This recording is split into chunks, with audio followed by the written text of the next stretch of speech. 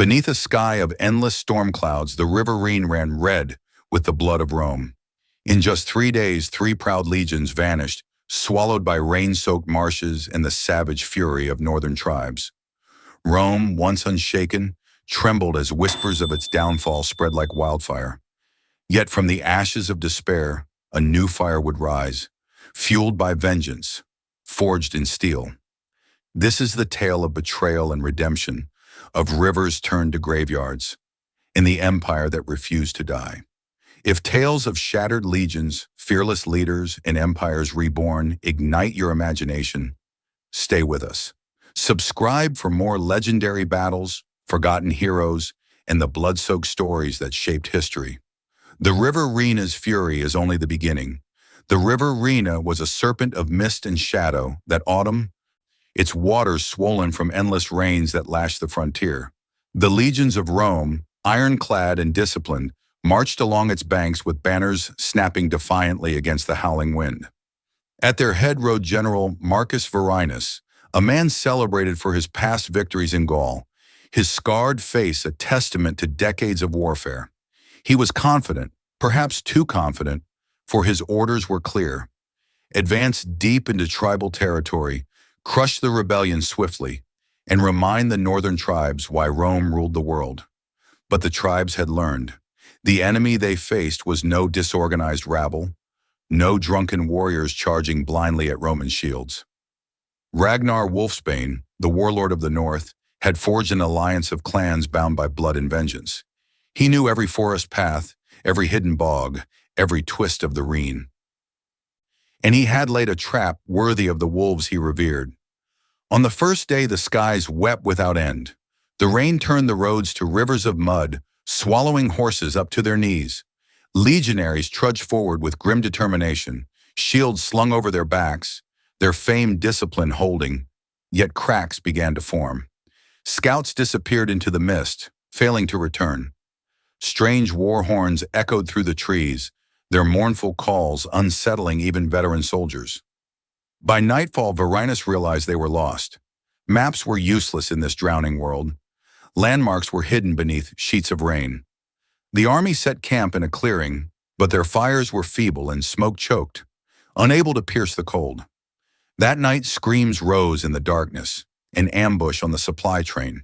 Crates of food and arrows vanished into enemy hands, leaving the legions hungry and vulnerable. The second day was worse.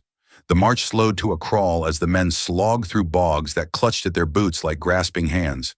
Then came the arrows, black rain falling from unseen treetops. Men fell screaming into the mud, shields raised but offering little protection.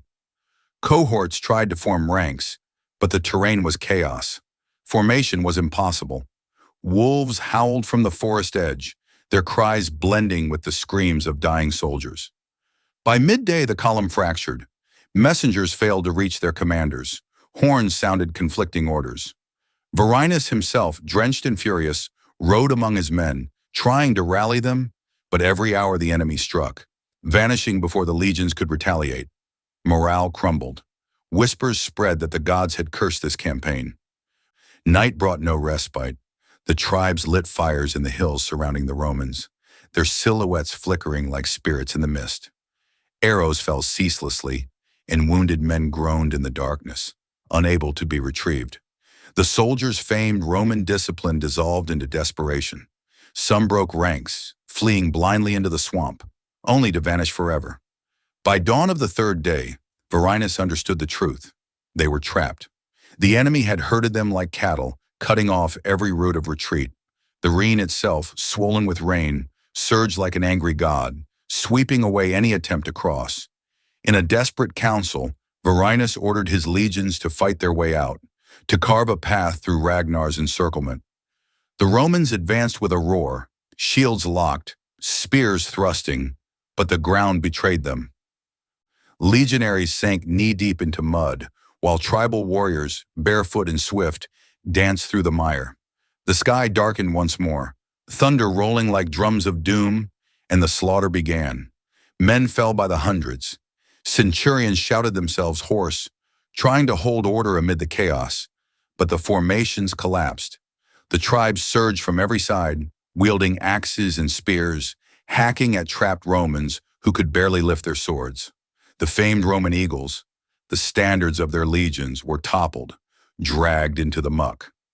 Vorenus himself fought to the bitter end, his sword flashing in the gloom, but an arrow pierced his throat, silencing his commands forever. The last organized cohort died defending his body, and with their fall, the legions ceased to exist. When dusk fell, the battlefield was a graveyard. Thousands of Roman bodies lay sprawled in crimson pools, their armor gleaming faintly in the rain. The marshes swallowed the dead as if erasing their memory. Only scattered survivors fled into the wilderness, hunted like prey. In just 72 hours, 3 Roman legions, pride of the empire, were erased from existence. The river RHIENE, once a frontier of glory, became a monument of shame. Amid the chaos and ruin of the RHIENE disaster, where corpses floated like broken branches and Roman standards sank into the mire, hope flickered in the unlikeliest of forms. A woman draped in a soaked crimson cloak, her face streaked with mud and blood. Aelia Septima was not meant to lead armies into battle. She was born the daughter of a senator, raised in marble halls far from the roar of war, yet her life had been anything but sheltered. Years earlier, when barbarian raiders sacked her family's villa, she had seen her father slain before her eyes. From that day, she swore never again to be a victim of fear. She studied strategy in secret, devouring the works of Greek tacticians and Rome's own masters of war. Aelia was relentless, forcing her way into the officer corps through political cunning and raw intellect, earning respect with every campaign she fought. By the time of the RHIENE March, she had risen to command a cohort, a rare woman in Rome's military machine, admired and resented in equal measure. Now, in the heart of hell, Aelia Septima would prove herself not just a commander, but a savior.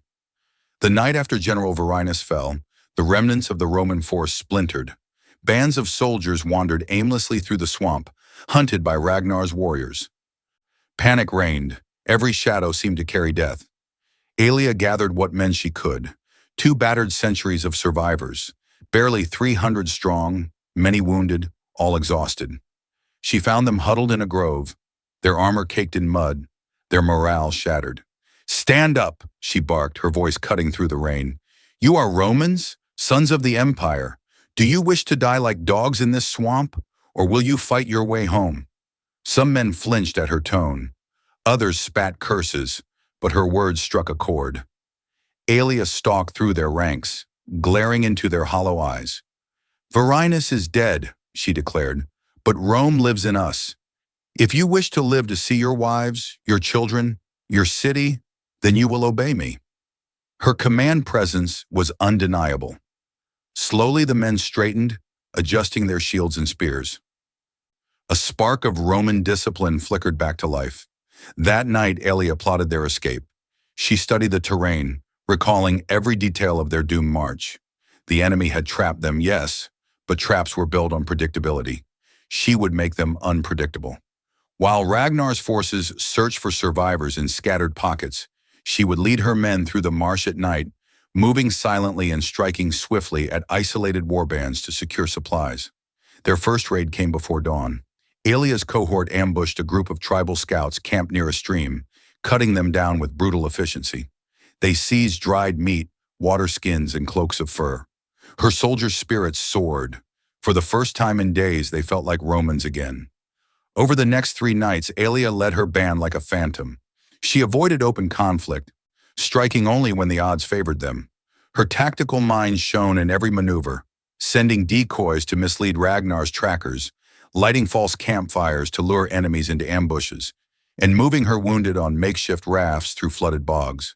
The men began calling her Domina Lupus, Lady Wolf, for she moved like the very predator Ragnar revered, striking with cunning and vanishing without a trace. Yet survival came at a cost. The swamp was merciless. Disease crept among the wounded, and food grew scarce. Aelia herself bore the weight of exhaustion, but her resolve never faltered. When soldiers despaired, she knelt beside them, whispering of Rome's greatness, of their duty to live and tell this tale. Every step we take, she would say, is a step of defiance against the wolves that hunt us. On the sixth night, disaster nearly claimed them. A barbarian warband discovered their trail, attacking with a fury born of vengeance. The Romans formed a shield wall, spears bristling as waves of tribesmen charged through the swamp. The battle was savage, fought knee-deep in black water beneath a moonless sky. Aelia herself fought on the front line, her gladius flashing in the dark, her cloak torn and soaked with blood. When dawn broke, the warband lay dead, but so did 50 of her men. Aelia knelt over their bodies, her jaw clenched. She knew they had to move faster. Ragnar's noose was tightening. Her breakthrough came when she remembered an old Roman outpost abandoned decades earlier, rumored to lie along a forgotten tributary. Guiding her men by stars and instinct, she found it, a crumbling stone watchtower, half swallowed by ivy. From there, she sent scouts upriver and discovered a Roman patrol boat hidden in reeds, its crew slaughtered but the vessel intact. For the first time, hope truly burned. Over the next 2 days, Aelia orchestrated a daring escape. She ferried her wounded aboard the boat while her healthiest soldiers marched along the riverbank, ready to defend it. Ragnar's scouts spotted them, sparking a desperate chase. Arrows hissed from the trees. Warriors pursued them along muddy trails, but Aelia pushed her men forward relentlessly. By the 12th day since the massacre, the survivors broke free of the swamp. The sight of a Roman fort's red banners on the horizon brought tears to hardened soldiers' eyes. Against all odds, Aelia Septima had led 300 broken men and a precious portion of the legion's supplies back to safety. Word of her feat spread like wildfire. In the halls of Rome, whispers of despair turned to murmurs of awe. She had done what no one thought possible, carved a path through Ragnar's trap, and returned to tell the tale. Yet Aelia herself felt no triumph. She stood on the ramparts of the fortress that sheltered them, watching the river RHIENE churn in the distance. Thousands of her comrades lay unburied in those cursed marshes. She had saved a fragment of the legions, yes, but the empire's pride had been shattered. Still, she swore upon the blood of the dead. Rome would rise again, and she would be there to see Ragnar Wolfsbane fall. When word of the RHIENE disaster reached Rome, it arrived not with triumphant messengers, but with gaunt, mud-streaked survivors. They staggered through the city gates like specters, their armor dented, their faces hollow. The news spread faster than wildfire. 3 legions annihilated, General Varinus dead, the empire's northern frontier shattered. The Forum, usually a place of bustling merchants and orators, fell silent that day. Citizens whispered in fear, glancing northward as though Ragnar himself might descend upon their marble streets. Women wept openly in temples, clutching offerings to gods they felt had abandoned them. Traders hoarded grain and supplies, anticipating chaos. The aura of invincibility that Rome had carried for centuries cracked, revealing something the world had not seen in generations: fear in the heart of the empire. In the Senate, panic gave way to fury. Senators pounded their fists on polished tables, voices rising in a storm of accusations. Some blamed Varinus for arrogance, others cursed the emperor for overextending the empire's reach. Old rivalries flared like open wounds, with conservative senators arguing for a complete withdrawal from the north, while expansionists demanded vengeance at any cost. 3 legions, roared Senator Decimus Pulcher, a staunch critic of the war. We have bled our sons dry for a swamp that swallows them whole. Must we continue feeding wolves with Roman flesh? His rival, Senator Gaius Vibius, slammed his fist. Would you have Rome cower behind her walls like a frightened child? The tribes smell weakness. If we do not crush them now, they will march to our gates. The emperor himself, weary and aging, sat upon the curule chair with a face carved in stone. His silence spoke volumes. Rome's armies had been humbled, its reputation bruised. Even in distant provinces, rebellion simmered. In Gaul, tribes whispered of independence. In Germania, warriors flocked to Ragnar's banner, emboldened by his victory. The northern frontier dissolved into chaos. Watchtowers were abandoned, villages loyal to Rome burned by marauders. Roman merchants and settlers fled southward, clogging roads with carts laden with whatever treasures they could salvage. The empire's once proud border was now a bleeding wound. Meanwhile, in military camps across the provinces, morale faltered. Legionaries who had once stood unshaken at the sight of barbarian warbands now doubted their own strength. Veterans spoke in hushed tones of Ragnar Wolfsbane, painting him as a phantom of death, a warrior who could vanish into mist and strike from anywhere. Even seasoned officers hesitated to march north, haunted by tales of their comrades swallowed by bog and shadow. Aelia Septima's return had done little to soften the blow. Though she had been hailed as a hero, she herself stood before the Senate and recounted the tragedy with stark honesty. Her words chilled the assembly. "The marshes are not mere land," she said, her voice steady. "They are weapons, wielded by a cunning enemy. Our legions did not fall for lack of courage, but for lack of preparation. Ragnar Wolfsbane knows every tree, every stream, every patch of mud that can swallow a man whole. If Rome marches north unprepared, Rome will march to her grave." Her warning only deepened the Senate's divisions. Some senators saw her testimony as proof they should abandon the northern frontier altogether. Others insisted her survival proved the tribes were not invincible. The emperor, torn between fear and duty, ordered reinforcements but hesitated to commit a full-scale campaign. The empire seemed paralyzed, caught between pride and pragmatism. In the streets of Rome, the people demanded answers. Mothers of slain soldiers gathered at the Capitoline Hill, wailing for justice. Rumors of Ragnar's brutality, whether true or exaggerated, spread like poison. Children whispered stories of the Wolf King, the barbarian who drank Roman blood and wore Roman armor as trophies. The once mighty empire seemed haunted by the ghost of a man who had never set foot in the city. This fear was not confined to the capital. Across Gaul and Germania, Rome's provincial governors scrambled to fortify their cities. Wooden palisades rose overnight, watchtowers bristled with nervous sentries, and every caravan traveled under heavy guard. Yet for all their preparations, the sense of safety was gone. The northern frontier no longer felt like the edge of a vast empire. It felt like a door left ajar for wolves to slip through. The political chaos in Rome reached a boiling point when a faction of senators called for an inquiry into the emperor's leadership, accusing him of neglecting the provinces. Protests erupted in the forum, fueled by angry mobs demanding revenge for the slaughtered legions. The empire's enemies saw an opportunity. Whispers from the east suggested Parthian envoys were watching closely, gauging Rome's vulnerability. Through it all, Aelia Septima remained a figure of grim determination. Though she had returned as a hero, she walked Rome's streets like a ghost, haunted by the faces of men she could not save. She spent her days drafting reports, detailing Ragnar's tactics, terrain traps, and weaknesses, though few in power seemed willing to listen fully. It was in this crucible of fear and division that whispers of a new leader began to emerge. Lucian Aurelius, the emperor's adopted nephew.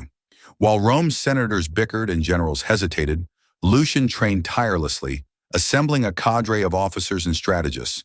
The young prince moved quietly, away from the Senate's drama, listening intently to Aelia's counsel and poring over every map of the RHIENE frontier. Rome was wounded, yes, but not yet broken. The disaster at RHIENE had shaken the empire to its core. Yet in that darkness, seeds of resilience began to take root. The humiliation had become a rallying cry. If Ragnar Wolfsbane thought Rome would remain crippled, he underestimated the steel that forged its legions. For now the empire reeled. Its streets were thick with fear, its senate halls with shouts. Yet in that chaos, the foundation for a future reckoning was being laid. The world had seen Rome bleed. Soon it would see Rome sharpen her sword. Far from the marble palaces of Rome, beyond its crumbling watchtowers and deserted outposts, the northern lands stretched wild and untamed, a realm of endless forests, icy rivers, and bogs that swallowed men whole. It was here, among the shadows of towering pines and the cries of wolves, that Ragnar Wolfsbane ruled. The Romans called him barbarian, savage, beast. His own people called him Ulfr, the Wolf King. To them, Ragnar was more than a man. He was the spirit of the North given flesh. His name carried fear even among his allies, for his wrath was legendary, and his cunning had turned Rome's discipline into ashes. Ragnar's rise to power was born of fire and blood. As a boy, he had watched his father, a tribal chieftain, stripped of his land and dignity when Roman soldiers marched through their village, burning homes and taking prisoners. Ragnar's mother was among those enslaved. The boy escaped into the forest, where it is said a lone wolf pack found him. For months he survived on scraps, learning to track prey as a wolf would. The old shamans whispered that the spirits of the forest had marked him for vengeance. Years later, Ragnar returned, no longer a starving boy, but a hardened warrior with eyes like winter steel. He slew the Roman governor who had enslaved his mother, rallying scattered clans under his banner. Where Rome saw chaos in the north, Ragnar saw unity waiting to be forged. Clan by clan, he broke rivals or brought them to heel, uniting tribes that had fought one another for generations. His weapon was not brute force alone, but strategy. He understood the Romans better than they understood themselves. The river RHIENE became his hunting ground. Ragnar learned to read its moods as others read scrolls. He knew where its currents would drown a man, where the marshes swallowed horses, where the mist clung thickest. He trained his warriors to fight as the land itself fought, striking swiftly, vanishing like ghosts, turning every tree and hill into a trap. By the time Rome dared to send 3 legions north, Ragnar's network of scouts stretched across the frontier like veins of shadow. He anticipated every Roman move, fed them false intelligence, and lured them deeper into his domain. His victory over General Vorenus was not mere luck. It was a masterstroke of strategy. In Ragnar's war council, chieftains from a dozen tribes knelt around fire pits, their faces painted with ash, their weapons gleaming with Roman blood. Yet even among these hardened men, Ragnar's presence was a storm. He stood taller than most, his shoulders broad as a bear's, his braided hair streaked with gray from years of battle. His furs were lined with wolf pelts, and his armor bore the eagle crest of a slain Roman commander. Around his neck hung trophies, rings, medallions, and the teeth of Roman officers who had crossed his path. But it was his mind, not his muscles, that terrified his enemies. Ragnar understood Rome's arrogance. He knew they relied on roads and formations, on maps that meant nothing in the wild. He studied their discipline and turned it into a weakness, drawing them into terrain where their shields became burdens, where their columns fractured, where their eagles fell face first into the mud. His ambush at the RHIENE was a symphony of timing, one that left tens of thousands dead in 72 hours. After his triumph, Ragnar's legend spread like wildfire. The tribes hailed him as a liberator, the one who had broken the myth of Roman invincibility. Warriors flocked to his side, swelling his army beyond anything the empire had faced on the northern frontier. His hall, deep within the forests, became a gathering place of warlords, shamans, and emissaries from distant lands. Even mercenaries from the east, lured by tales of plunder, pledged their swords to the Wolf King. Yet Ragnar was no mere warlord chasing gold. His hatred of Rome ran deep, burned into him since childhood. He believed the empire was a plague, devouring land and culture alike, leaving only ashes. To him, the tribe's survival meant Rome's destruction. The RHIENE victory was just the first strike in a larger campaign. His preparations for the next phase of war were relentless. He fortified his strongholds with earthen walls and hidden tunnels, set up caches of weapons along forest trails, and trained his warriors for winter warfare. Knowing Rome's legions dreaded the cold, his ships, long and narrow, could slip through river channels unnoticed, striking Roman forts before disappearing like smoke. He encouraged his shamans to spread tales of his supernatural strength, feeding the myth that he could not be killed by mortal steel. But Ragnar was not without flaws. In his obsession with vengeance often clouded his judgment, and his alliances were fragile. The northern tribes respected him, but loyalty among barbarians was fickle, tied more to fear and victory than to ideology. Ragnar ruled through dominance, and though his warriors adored him, some chieftains whispered in secret of his growing hunger for power. Still, Ragnar's momentum seemed unstoppable. As winter fell, his raids pushed deeper into Roman lands, burning villages and destroying supply routes. Every attack carried a message. Rome was no longer master here. The frontier had become a hunting ground, and the Romans were prey. Ragnar himself often rode at the forefront of these raids. Witnesses told of his war cries echoing through the trees, of his wolfskin cloak billowing like dark wings, of his axe cleaving shields and skulls alike. The mere sight of his banner, a snarling wolf's head, jaws open, was enough to send militia fleeing. In taverns and marketplaces across Gaul, stories grew wild. Some said Ragnar could run for days without rest, others that he communed with spirits of the forest. Whether myth or truth, his legend became a weapon more powerful than any spear. The empire had faced countless enemies before: Carthage's Hannibal, Parthia's kings, rebel generals. But Ragnar Wolfsbane was something different. He was not bound by cities or borders, and he needed no empire to rally his people. His strength lay in his unpredictability, his deep connection to the land, and his unrelenting hatred of Rome. The Wolf King was not merely a man, they whispered. He was a storm given flesh, and storms could not be conquered. They could only be endured.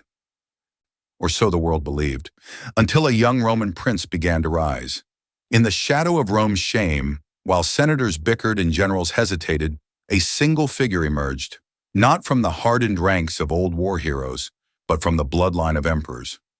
Lucian Aurelius, the emperor's adopted nephew, was just 24 when the RHIENE disaster shook the empire. To many, he was a scholar prince, more at home with scrolls than swords, known for his sharp wit and deep study of history, rather than feats on the battlefield. Few expected him to rise in this storm, yet storms, as Lucian would prove, often reveal a man's true nature. Unlike his uncle, who ruled from the marble safety of the Palatine Hill, Lucian rode north within weeks of the massacre. He visited the forts along the frontier, walking among legionaries whose faces were still drawn with grief and fear. He stood in the mud-soaked ruins of abandoned watchtowers, touched the charred remains of villages razed by Ragnar's raids, and spoke with veterans who had survived the slaughter. It was here, among the broken, that Lucian's transformation began. He listened, truly listened, not to flattering courtiers, but to weary centurions and battle-scarred scouts. He asked them what Rome had done wrong, and they told him: arrogance, ignorance, and underestimation of their enemy. Lucian took their words to heart. When he returned to Rome, he did not come back to mourn. He came back to prepare for war. In the Senate, he stood before the assembly and spoke with a clarity and fire that silenced even his fiercest opponents. "We have been humbled," he declared. "The wolves of the north have feasted on our pride, but Rome is not a carcass for scavengers. Rome is steel, and steel is tempered by fire. If Ragnar Wolfsbane wishes for war, then war he shall have, but on our terms." Lucian's first act was to reform the frontier defenses. The border forts, once scattered and vulnerable, were rebuilt and linked by a chain of signal towers stretching along the RHIENE. Roads were reinforced to withstand the swampy terrain, and supply depots were hidden underground to prevent them from being burned in raids. He ordered engineers to study the marshes, mapping every bog and stream Ragnar had used to his advantage. What had been a death trap for Vorenus's legions would become a battlefield of Lucian's choosing. But his greatest innovation was his creation of a new kind of force, a unit designed not to march in rigid formations, but to hunt as Ragnar hunted. He called them the Luporum Militis, the wolf soldiers. They were trained in stealth, ambush tactics, and river warfare. Their armor was lighter than that of traditional legionaries, their weapons chosen for speed and maneuverability. They learned to move through swamps silently, to fight at night, and to strike without warning. The wolf soldiers became Lucian's answer to Ragnar's raiders. They wore wolf insignias not as fear, but as defiance. "We will become the wolves," Lucian told them, "and hunt the hunter." Aelia Septima was instrumental in this transformation. She became Lucian's closest advisor, her first-hand knowledge of Ragnar's tactics invaluable. Together, they reshaped Rome's northern command structure, elevating officers based on merit rather than politics. Aelia personally trained the wolf soldiers, drilling them in hit-and-run raids and survival skills that mirrored those of their enemies. The Roman legions, too, underwent change. No longer would they march blindly into foreign terrain. Lucian made reconnaissance a sacred principle. Scouts, once considered mere auxiliaries, were elevated to elite status, their reports treated as gospel. For every road the legions built, they carved hidden trails through the wilderness, turning the frontier into a labyrinth only Rome could navigate. Lucian's reforms faced resistance. Many senators mocked his obsession with studying barbarian tricks, calling his wolf insignias a disgrace to Roman dignity. Some generals, jealous of his influence, dismissed his strategies as desperate, but the young prince was undeterred. He knew Rome's pride had led them into disaster, and pride would not save them now, only adaptation would. Over the winter months, Lucian turned the border into a fortress. Fortresses rose where none had stood before, garrisoned with fresh recruits hardened through relentless drills. The once chaotic supply lines became an organized network, guarded by outposts and patrols that never slept. Roman blacksmiths worked day and night forging lighter weapons and reinforced armor for swamp combat. For the first time, Rome prepared not to march like a conquering empire, but to fight like a predator. While the empire fortified, Lucian's presence among the soldiers grew legendary. Unlike many noble-born commanders, he lived and trained with his men. He endured the same freezing nights, ate from the same rations, and marched through the same rain-slicked marshes. Soldiers began to whisper his name with respect. To them, he was not just a prince, he was a leader forged in their struggle. Stories of Lucian's reforms spread quickly, reaching even Ragnar's ears. The Wolf King scoffed at the idea of Rome adopting his tactics, dismissing it as desperation. But Ragnar underestimated the depth of Lucian's resolve. The young Roman prince was not merely copying the tribes, he was fusing Roman discipline with barbarian ferocity, creating something entirely new. By spring, Lucian's army was unrecognizable. The legions moved like clockwork, yet their movements were unpredictable. The wolf soldiers became a ghostly presence along the frontier, ambushing raiders, recovering stolen supplies, and sowing fear among Ragnar's men. For every Roman village Ragnar burned, Lucian's forces burned one of his supply caches. For every patrol Ragnar ambushed, the wolf soldiers struck back in kind. Slowly the tide began to turn. The tribes, once united in their triumph, began to feel pressure. Their raids yielded fewer spoils. Their warriors whispered of Roman ghosts haunting the forests. Lucian had not yet launched a full campaign, but he was tightening a noose around Ragnar's territory. In the halls of Rome, the Senate finally took notice. The young prince who had been dismissed as an academic now commanded their respect. The emperor himself granted Lucian full authority over the northern frontier, a move that silenced his political rivals. But Lucian was not motivated by glory. He carried the memory of the RHIENE massacre like a wound in his soul.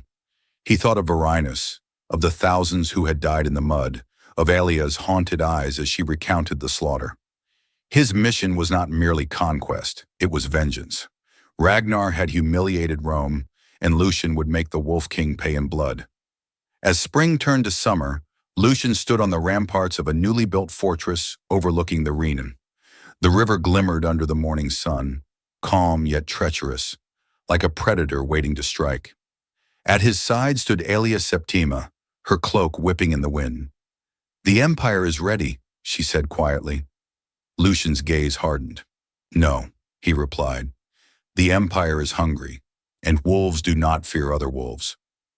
The hunt was about to begin. Summer descended on the northern frontier, thick with the scent of pine and smoke.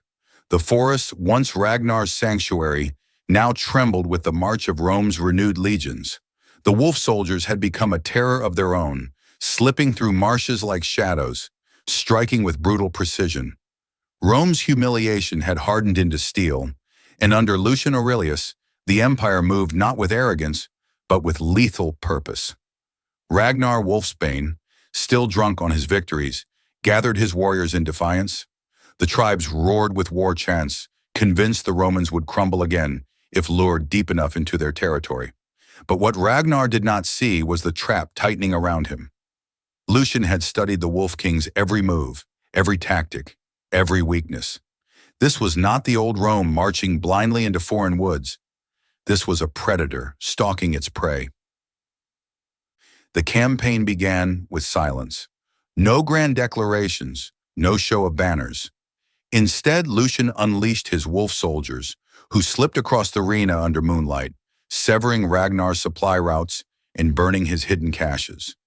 Tribes awoke to find their granaries in flames, their forges shattered, their scouts slain before they could sound alarms.